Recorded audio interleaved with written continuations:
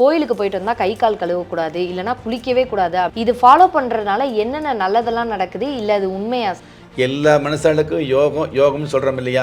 அதாவது ஜாதகத்தை நம்புறமோ இல்லையோ, சாமியை நம்புறமோ இல்லையோ, யோகம் அல்லது அதிர்ஷ்டம் சொல்லும் பொழுது நம்மளை அறியாமல் ஒரு சந்தோஷம் வந்துகிட்டு இருக்கும். அந்த மாதிரியான அந்த யோகம் அப்படிங்கிறது உங்களுடைய வீட்டு பீரோவுக்குள்ள அல்லது கஜானாவுக்குள்ள அல்லது நம்ம போட்டுக்கிற ஹேண்ட்பேக்கில் இருக்காது. அந்த யோகம் அப்படிங்கிறது நம்மளை சுற்றி வந்துகிட்டு இருக்குது அப்படிங்கிறத உண்மை. இந்த பிரபஞ்சத்தில் நம்ம எங்கே போனாலும் நம்மளோட நம்ம யோகமும் கூட சேர்ந்து உலா வருது அப்படிங்கிறது உண்மை.